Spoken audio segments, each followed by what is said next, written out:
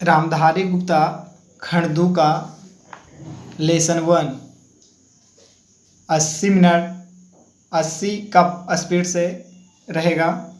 Ready start. महोदय, पर्यावरण से तात्पर्य किसी एक व्यक्ति के परिवेश से नहीं वरन व्यक्ति के, समाज के, राष्ट्र के और इस सारी पृथ्वी के ही परिवेश से है, जिसका प्रभाव व्यक्ति, समाज, राष्ट्र और सारे विश्व पर पड़ता है। पर्यावरण से तात्पर्य पेड़ पौधों, नदी, पहाड़ या किसी तंत्र विशेष से नहीं वरन उस समग्र वास्तविकता से है जिस पर मानव मात्र का अस्तित्व और उसका संपूर्ण आध्यात्मिक एवं भौतिक विकास निर्भर है। अस्तित्व केवल शारीरिक स्वास्थ्य ही नहीं, मानसिक भी। स्वस्थ शरीर में स्वस्थ मन ही अच्छे स्वास्थ्य की परिभाषा है। शारीरिक स्वास्थ्य हमारे आहार पर निर्भर है, जिसका स्रोत इस पृथ्वी का जल, थल, वायुमंडल है।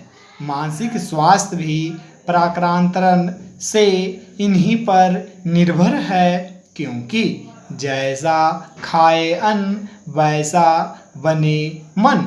स्वस्थ जीवन पर सबसे अधिक प्रभाव हमारे चिंतन का, हमारी परंपराओं का और उन सब परिस्थितियों का पड़ता है जो हमारे ऊपर आरोपित है या की गई है या की जा रही है। इसलिए पर्यावरण या परिवेश में जल, थल, वायु या वायु ही नहीं बल्कि वे सारे घटक महत्वपूर्ण हैं जिनका कुछ भी प्रभाव हमारे जीवन पर, हमारी क्रियाशीलता पर पड़ता है।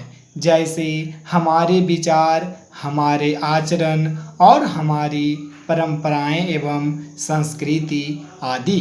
पैरा सदा से मानव की आकांक्षा उन्नति और विकास की रही है। जगत का अर्थ ही है गतिमान और गति दोनों ओर संभव है, उन्नति की ओर भी और अवनति की ओर भी। पहली को हम प्रगति कहते हैं, दूसरी को अगति, विगति, अधोगति या दुर्गति कह सकते हैं। वास्तव में मनुष्य ऐसा जटिल प्राणी है जिसमें उनके अनेक विरोधाभासी और असंगत प्रतीत होने वाली प्रवृत्तियां और प्रतिक्रियाएं होती है।